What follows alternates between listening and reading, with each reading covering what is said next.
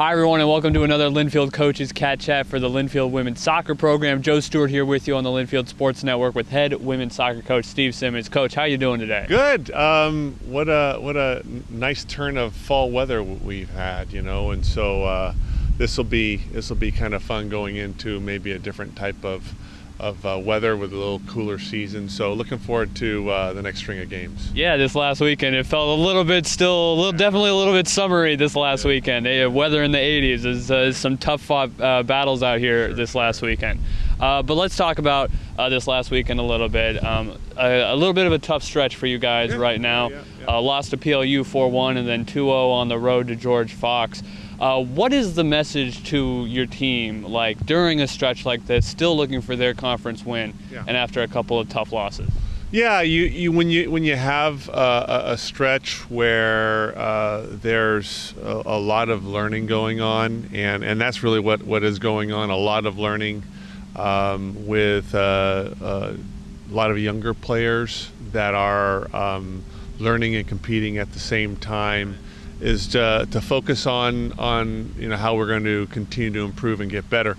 Sometimes you take a couple steps back and you maybe some steps forward, but because we're all pretty competitive, we all feel the sting of a loss, and so it's a really opportune time to grow these players, the program, the way we want to grow it, and there's just no shortcuts to where we want to go. And sometimes the doing it the right way, there is a lot of learning involved here. But I'll tell you, the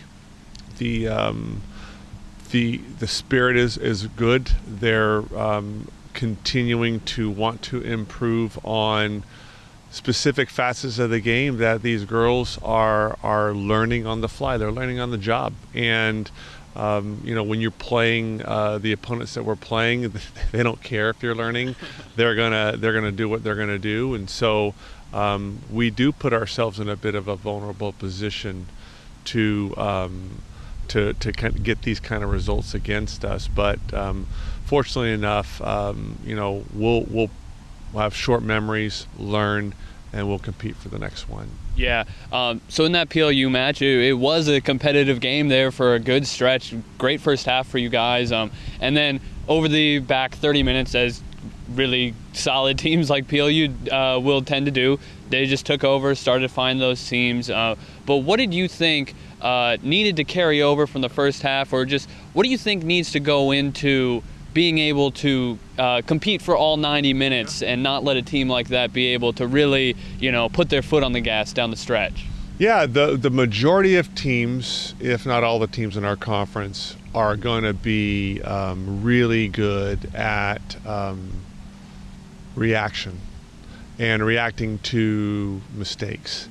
And so when we are in that back half of the game, the second 45 minutes, it's the ability to sustain concentration and focus. And that's where you will find a lot of our players really coming of age, or still coming of age with that. And, if you look at the goals that we have given up, they are usually unforced errors. And full credit to the opponents for punishing them. We would want to do the same thing. But we're trying to teach these players to be proactive, to get on the ball, to make things happen. And you're not going to find us intentionally trying to sit back and wait for mistakes. We're not going to do that intentionally. So we do put ourselves out there a little bit. It is a little bit of vulnerability, and that's kind of reflected in the score line. But when you kind of look into the weeds of what we're trying to do, only the people inside the camp understand that, hey, you know what, we're moving the needle a little bit, but we're still making mistakes that are unfortunately going to come with the way our playing philosophy is. And so we'll continue to try to improve as much as we can. Like, again, being competitive, you can never improve fast enough. You can just never. So the main thing is that the confidence is not shaken, the spirit is still good, and the focus is on getting better, full stop. Now, if you and I are having a conversation on the flip side where, we haven't lost yet, I would still be telling you the same message. It would just be the same message. And so, we're trying to build this thing, obviously, to compete for the next game, but we're also trying to build this thing for the long haul. It's important that, we get this done right. There are no shortcuts. And it is good because it forces me and the coaching staff to be better teachers, which is great. And it forces our players to be better learners and to be vulnerable enough to know that, I'm going to continue to learn regardless of the situation, knowing that we're always trying to win. So now we're a month into the season. So you've got a lot of time with your team.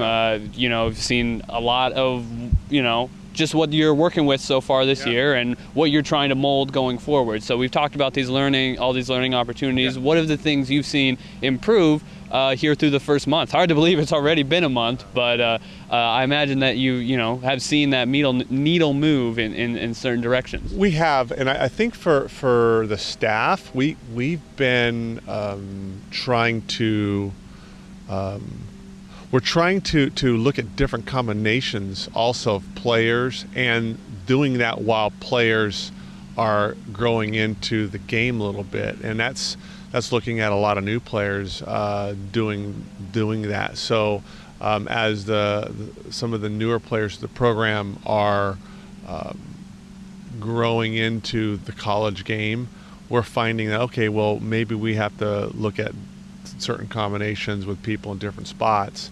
And then the other piece too, and I don't like to use this ever as an excuse because everybody's got them, is having players coming back from injury and then how they factor in. But I think when players get injured, it's the opportunity for the next person up, and so that's what we've experienced, and we make no apologies about that. We'll continue to give our players opportunities to get better. Short turnaround this week after last weekend. You guys are on the road tomorrow night at Pacific. How does that change the dynamics of a week of preparation, of practice, when you've only got less than 72 hours essentially from the time one game ending to your next one already on the go? It does change it. Fortunately, our opponent has the same turnaround time, right? So it's equal that way. Sometimes it kind of could be an okay thing, especially when you come off a disappointing result. Getting back on the horse is not a bad thing sometimes, and so it could be good. But I honestly, I think our players are still pretty hungry, and they want to do better, and they're wanting to again move the needle. So, having a short turnaround time might be an opportunity for us. Yeah, there you go. The Cats are going to be hungry tomorrow night in Forest Grove, 6 o'clock start as they take on the Pacific Boxers. Back home this weekend to take on Puget Sound on Sunday at noon. And that's going to be a good one, another good team coming in, and I'm sure we're going to get a couple of tough battles. And your Cats, I'm sure they're staying hungry. Yeah, well, they're all tough, and they will stay hungry. And I tell you what, it really has been just wonderful coaching these players because they're so eager to learn. They want to get better.